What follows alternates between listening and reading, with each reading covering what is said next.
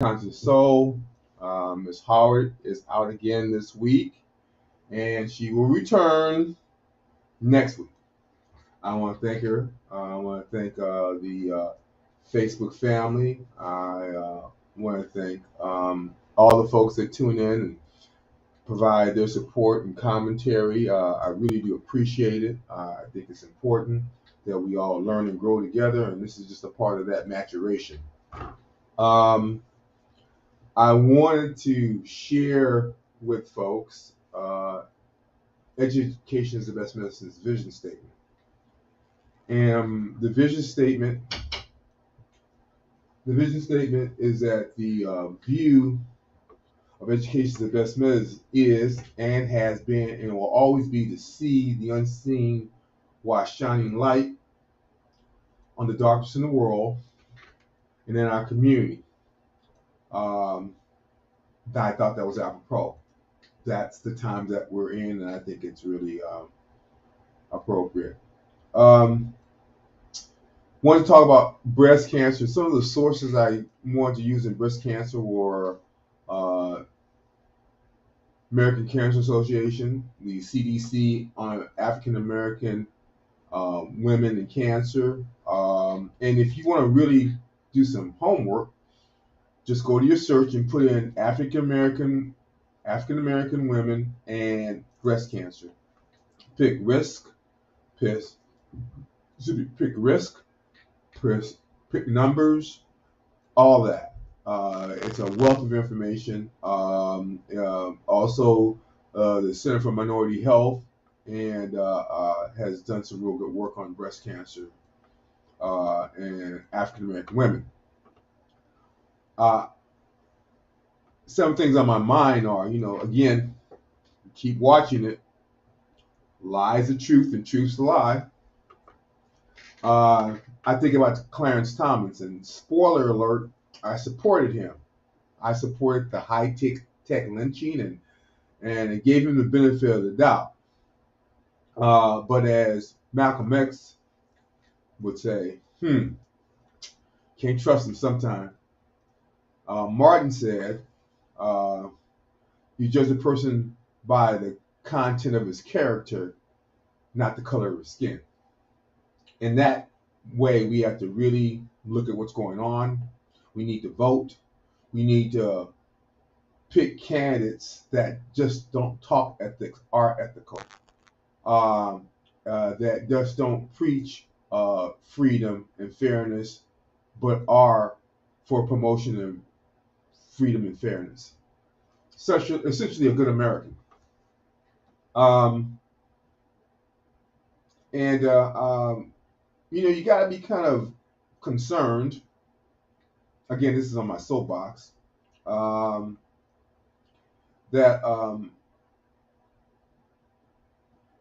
when a group of white men give us Clarence Thomas, uh, give us Juneteenth, and now want to give us Herschel Walker.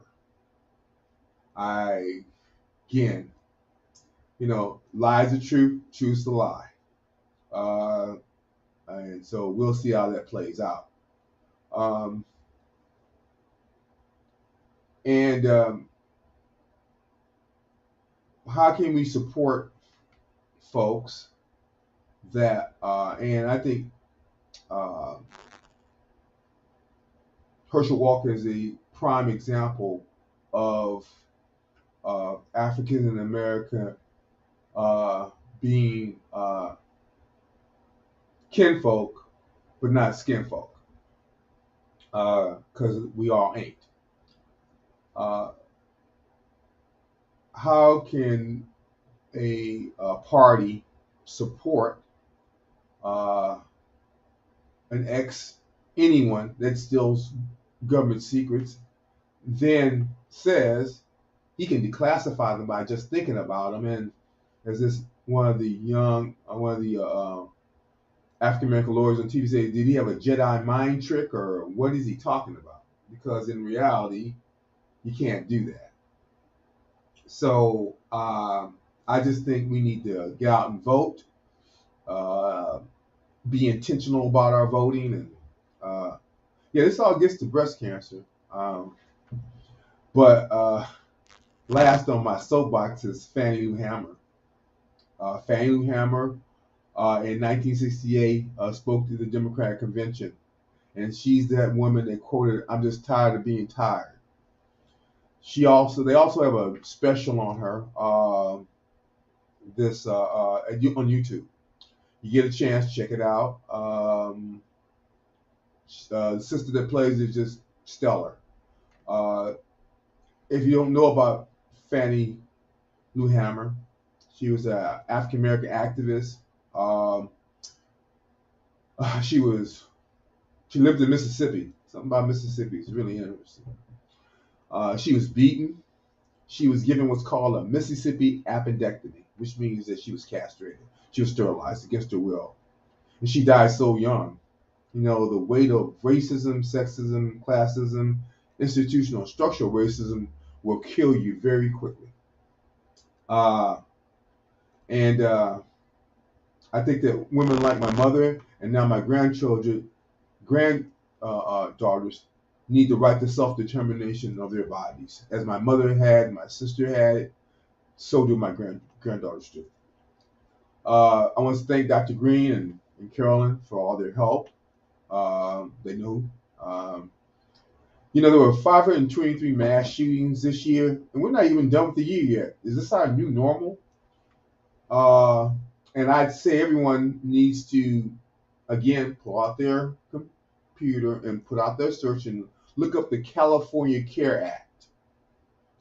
It's a interesting law, and we'll talk about it in the future, but I just think that there's pluses to minuses to everything. And again, a number of our homeless individuals, our folks incarcerated, our folks in the our overworked mental health hospitals have mental challenges that need to be addressed. And uh, as of 4 weeks ago, they could have refused care, but now they can't. And so, already been passed, already been signed, sealed, delivered. If you wanted to fight it, you couldn't. But I just say be aware of this because uh, the discussion is putting folks at risk.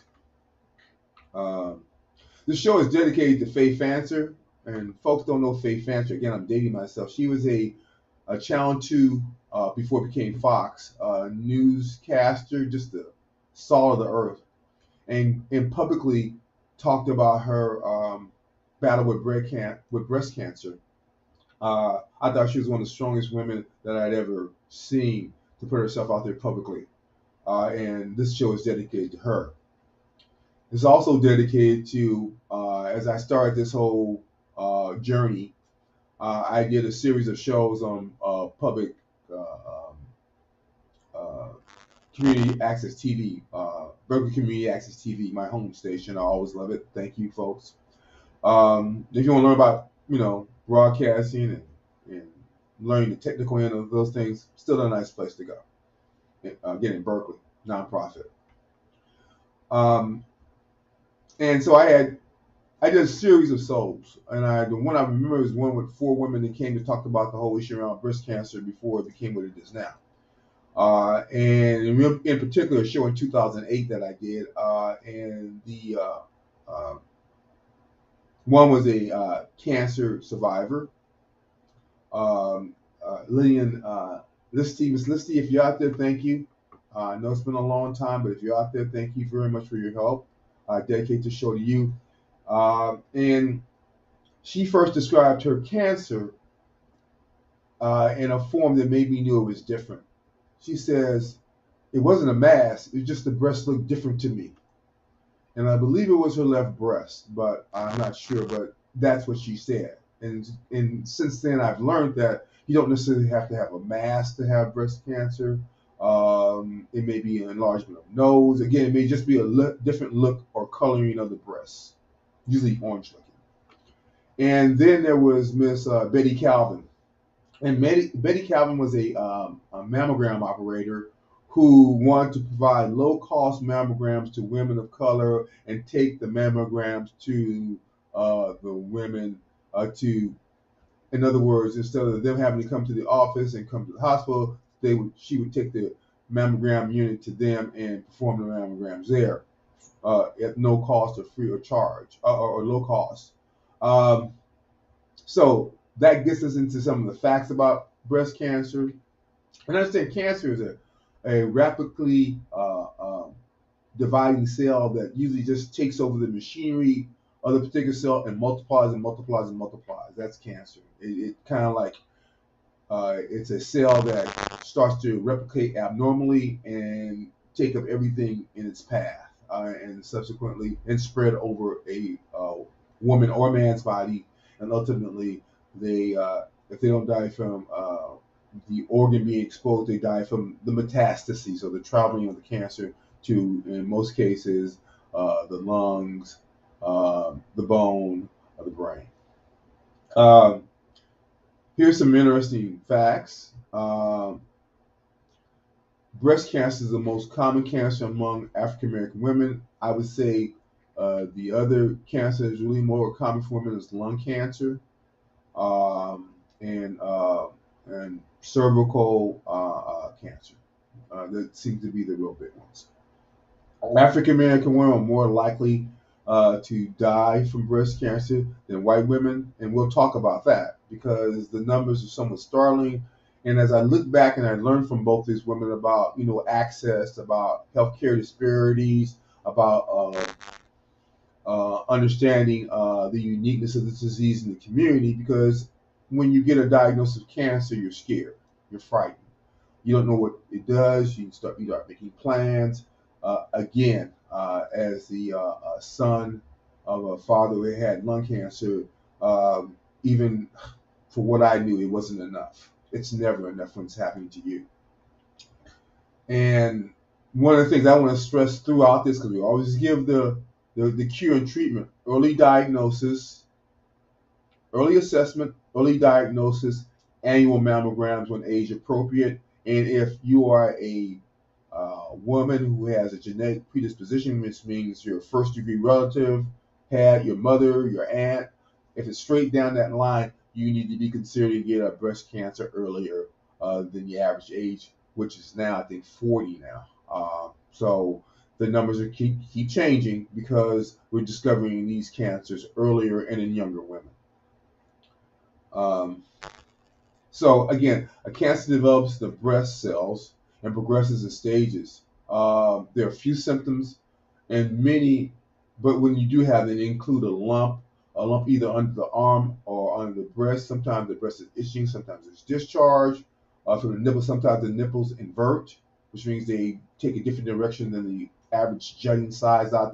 They invert into a woman's nipple. It's almost like a dimpling.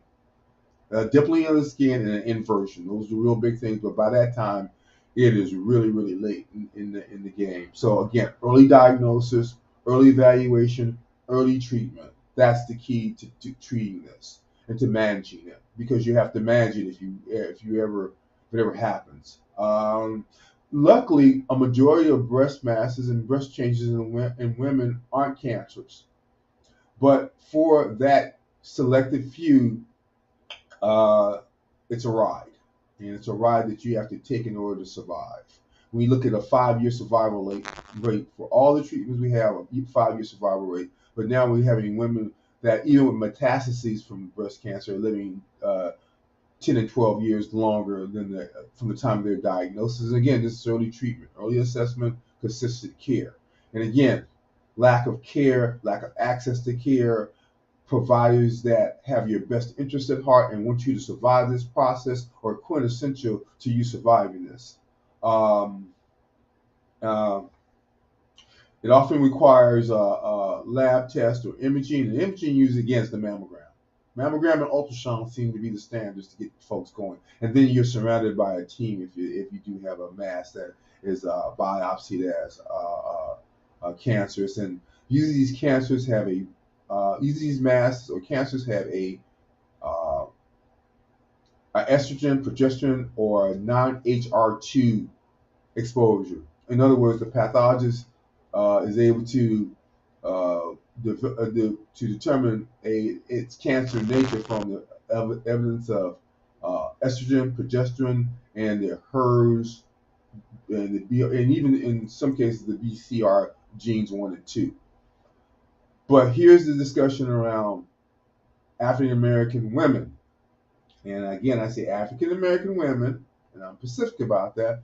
Those women that are a part of the 1619 Project, and those women that are if you're in California, you are reviewing the reparations paper.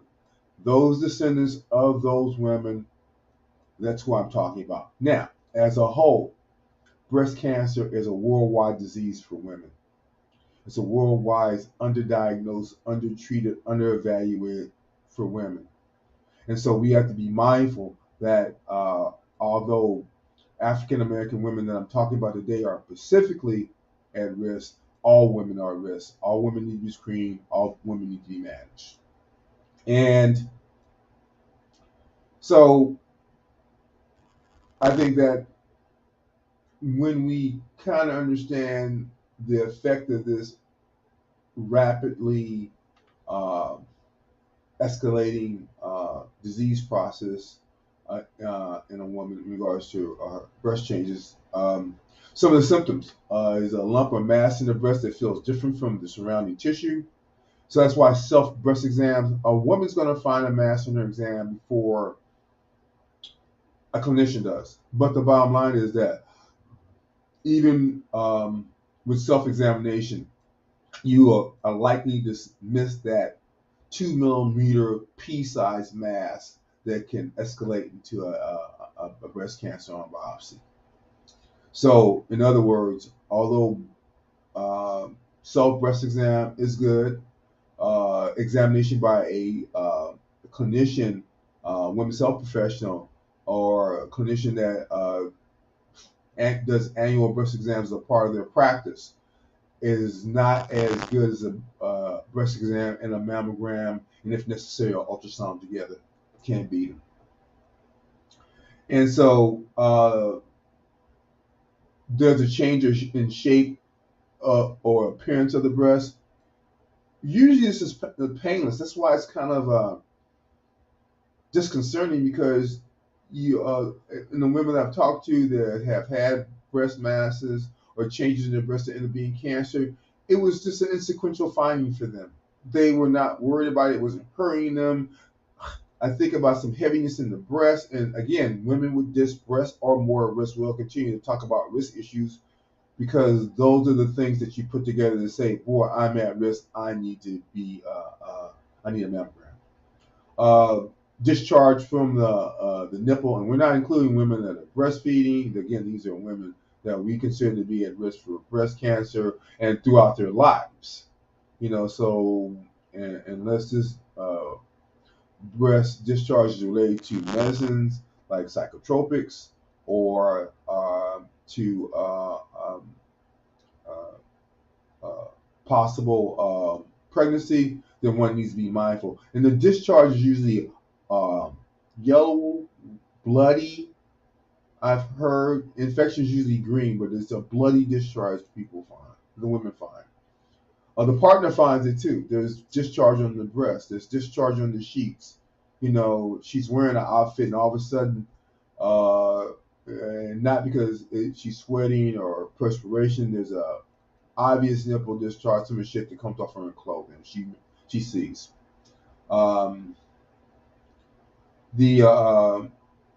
There's some dimpling, again, the change of the breast architecture, sometimes breast pain, again, the inverted nipple, scaling, peeling, flaking over it, almost like a rash, a dermatitis, a change in the color and redness or pitting over the skin.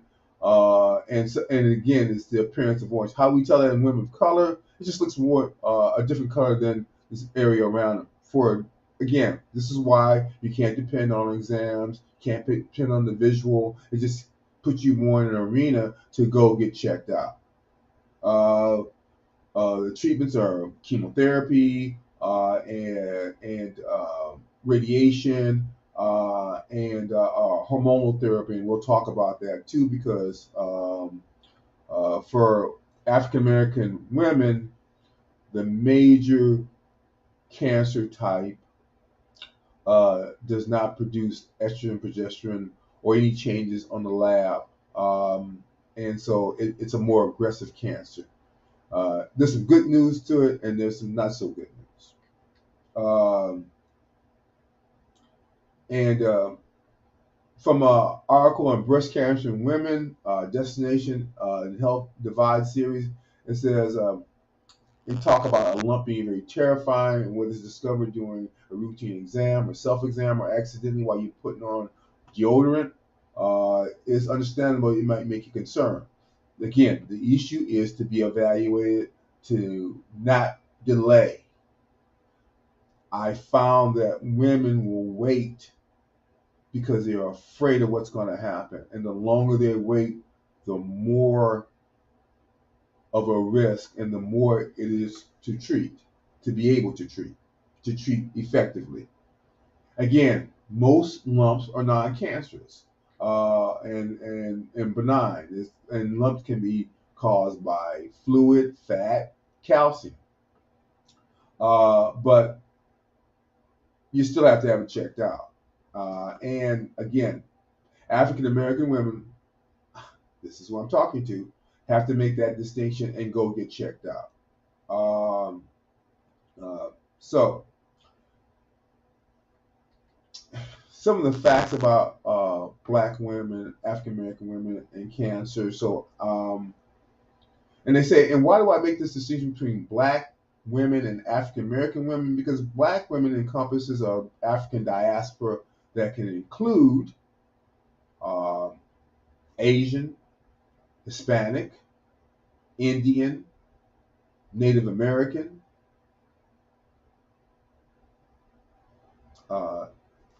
the women of the diaspora, the Ethiopian, all of them. So we have two discussions: Black women of the African diaspora and African American women that were brought here and are the result of descendants of those of the 1619 Project and child slavery. And it says, well, here's what's interesting. Previously, there was a lower rate of breast cancer. Black women had a lower rate of cancer, breast cancer than white women.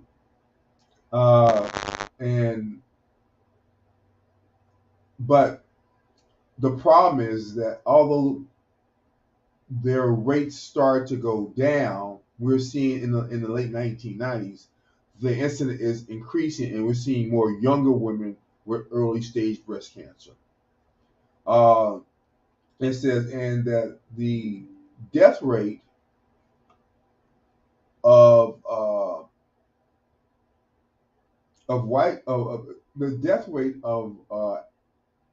African American women / Black women was 40% higher of dying from their cancer. So in the past, African American women didn't get it, and when they got it, it was kind of equal, and we saw the rates going down. But the discussion is when African American women get breast cancer, it kills them 40% of the time.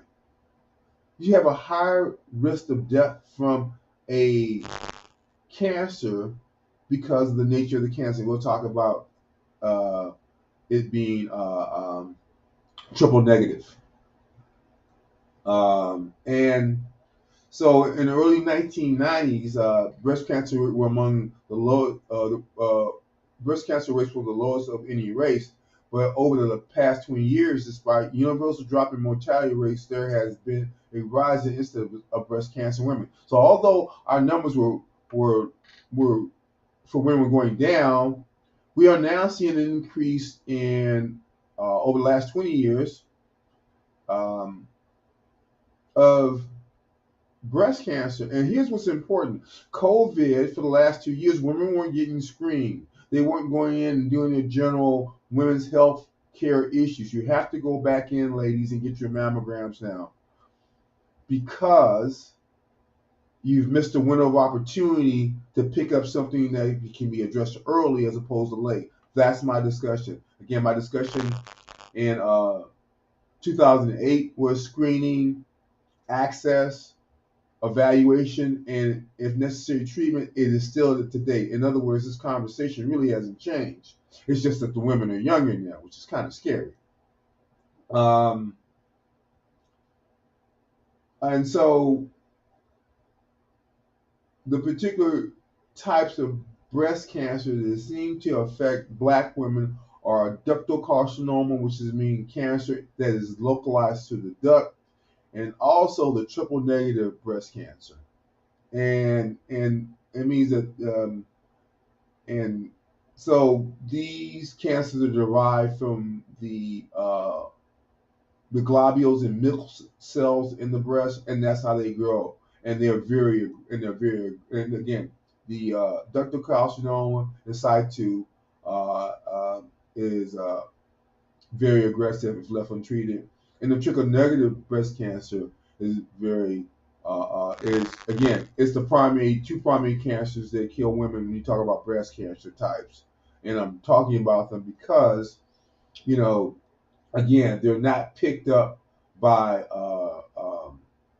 the mass is picked up, but when they do the biopsy, they realize they have a triple negative cancer that is really, really, in most parts, aggressive, more aggressive. And so, a little bit about it. The hormone receptors in the breast are estrogen and progesterone, and when present, uh, uh, then the cancer can be treated with hormone modulated medication. If these receptors are not present, cancer is much more difficult to treat. And what they find is estrogen negative, progesterone negative, there's hormones in women, and the HR2 are negative. Black women more likely to be diagnosed with triple negative cancer, and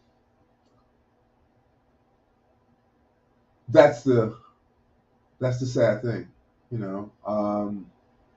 And it's our job to get the word out. Again, this is Breast Cancer Month, uh, and with the color pink, I got pink on it. Yeah. And it said, why do you use pink? No particular reason. They just like the color pink, and it seemed like a universal color to use, like they do in all these things. I think pancreatic cancer is purple.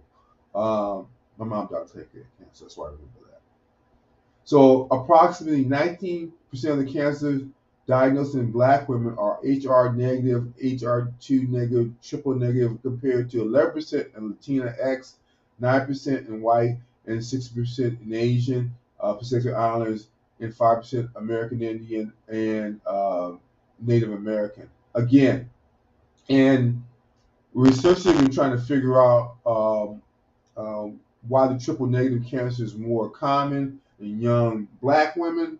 We don't know that, but I've got some stuff that I thought was really interesting I pulled off, and I'm going to kind of share it because I think it gets to the overall issue about eating well, watching the products you put on you and in you, exercise, that kind of thing.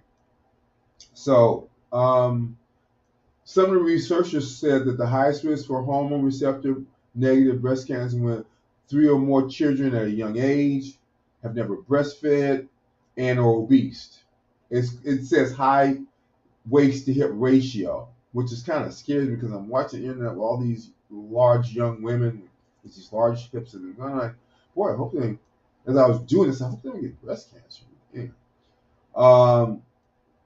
And the so one of the big things that came up in some of my research was that African American women face both disproportionate exposures to breast carcinogens and highest risk of serious health impacts from the disease. In other words, how we eat, what we drink, what we put in our bodies, what we put on our bodies can increase in women's case as well as men's cases, cancer risk, of course. Ask smokers. Ask my dad about smoking. Says African American women face both disproportionate exposure to breast carcinogens and the highest risk of serious health impacts because a lot of these cancers are hormone mediated in breast cancer, and that's why they can test for estrogen, progesterones, and HR2. And once identified, they can use drugs that function to displace the hormone driver and thereby limit the spread of the cancer. Well, again, if you are HR2, if you are receptor negative times three, then these medicines don't work, and they have to do different stuff. Among women younger than 45, breast cancer incidence is higher among African American women than white women. Younger, young, young women in general, uh, and younger African American women are more likely to present with triple negative subtypes of disease, and a subtype that is both aggressive and associated with higher mortality. In my own clinical practice, I saw younger women with breast cancer dying quicker than the older women that I had with breast cancer. It blew my mind. And this is a discussion around back to breast cancer, having women younger than a stated age, age 40, have serial mammograms because their family history denoted that they were at risk for breast cancer. Big fight with insurance companies, big fight with, the clinical powers that be to have young women coming in for mammograms because in 2 to 3 years with a baseline, you find they had positive masses for cancer. And as we're in the earlier scans, they had nothing. Again, reason to get screened. Again, research shows that Black women / African American women may have a higher risk of hormone receptor negative breast cancer if they have 3 or more children at a young age, have breastfed, have never breastfed, and again, that high breast to hip ratio. Here's something that's interesting around carcinogens. It says that these products tend to contain the most worrisome ingredients in cosmetics. I want to thank all the African American, beautiful African American women and women in general for taking care of themselves, looking the way they like to look, going out, and now that the COVID, although not over, allows more freedom. They're coming out in style and bags, and gotta have that makeup on, gotta have those nails done. Well, I just say we might have to take a look at that because there may be a connection between how we're dressing, what we put on our hands in terms of fingernails, what we put on our skin in terms of skin lighteners that make us more at risk for, and particularly women, for breast cancer, the HR3 negative. So it talks about in this article, and it was by on safety and cosmetics in African American women. Look it up.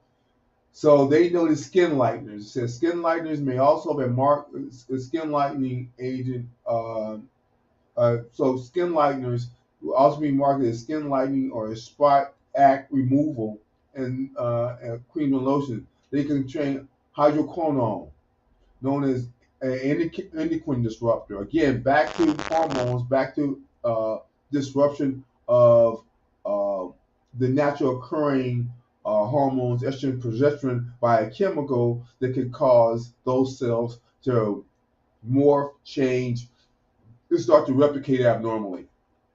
And it says that skin lighteners sold in ethnic markets are important. They are imported to the U.S. are of particular concern because they have been found to contain mercury. So we're having a substance on your skin that can throw off or advance or make abnormal estrogen, progesterone production in your body. And particularly, again, they found mercury in the lightening products associated with a host of health problems such as nervous system, reproductive, immune, and respiratory toxicity.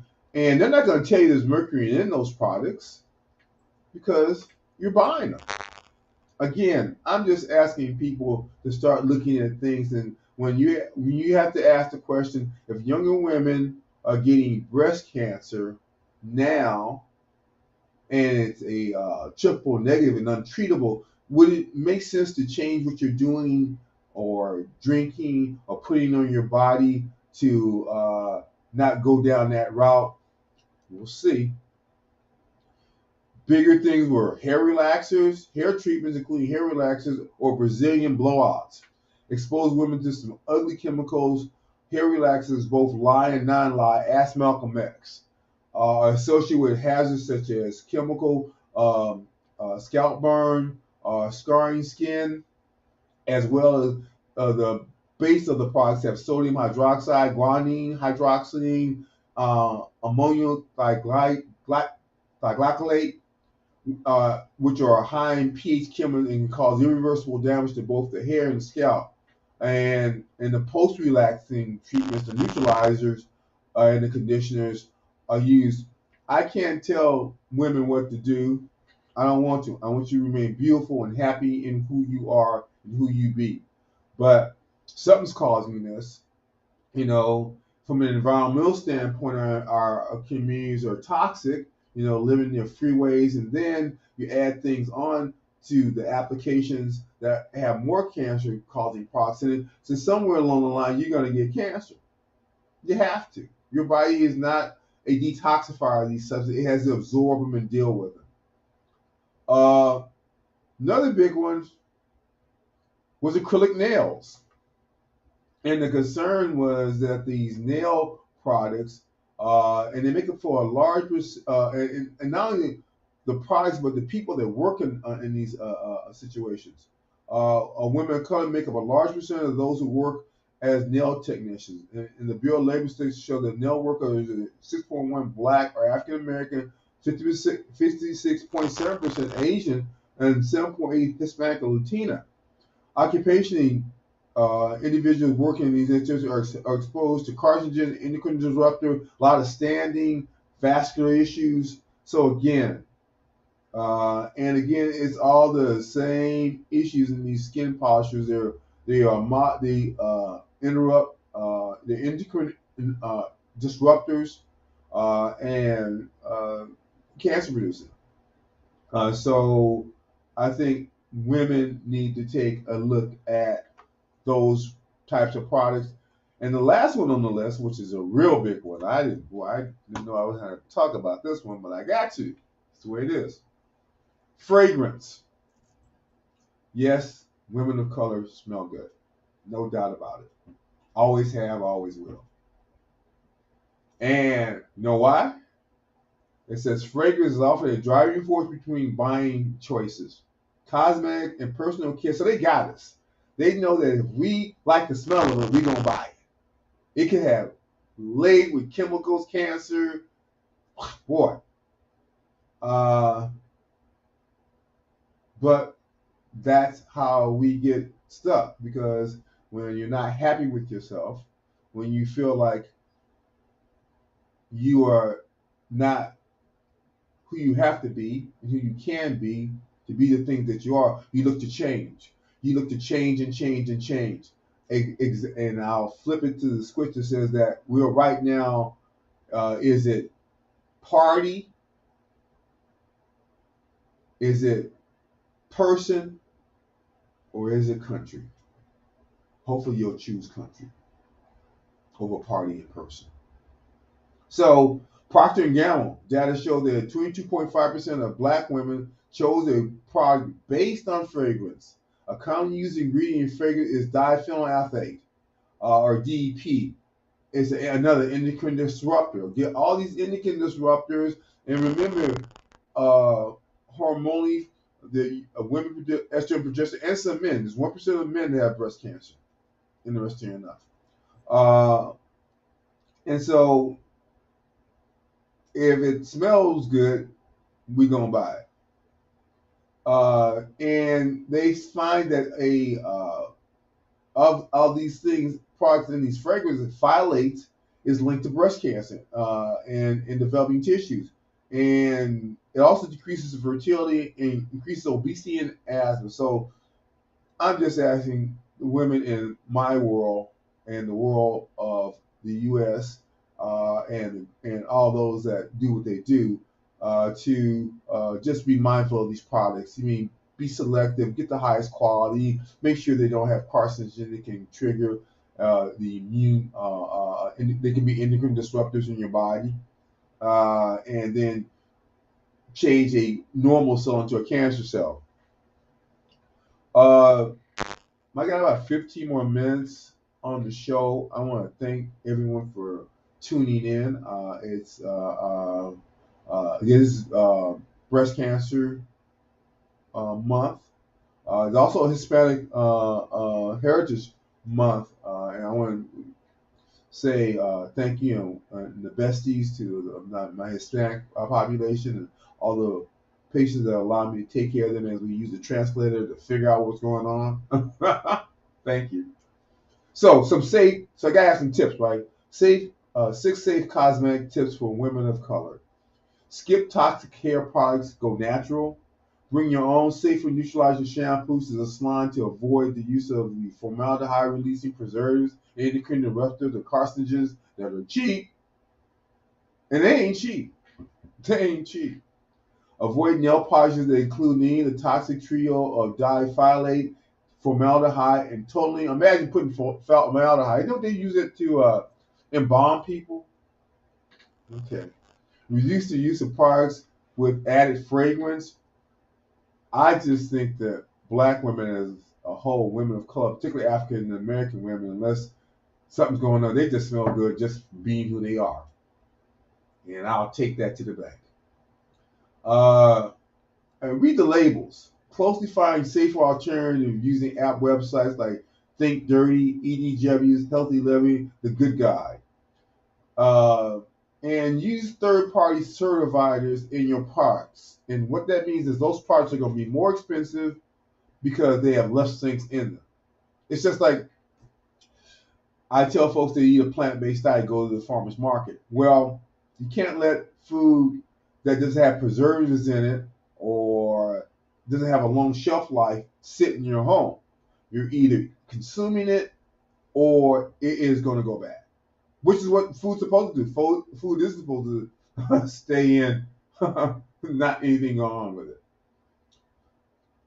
So given the African American community face both high exposure and high risk, it's crucial the cosmetic industry inform and ensure that cosmetic products, particularly those targeting these vulnerable communities, are made with safe ingredients. That's all you have to ask.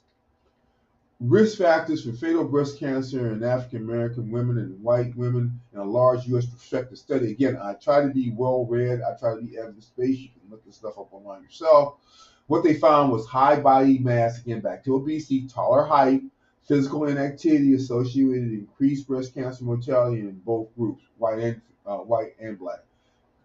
College education was associated with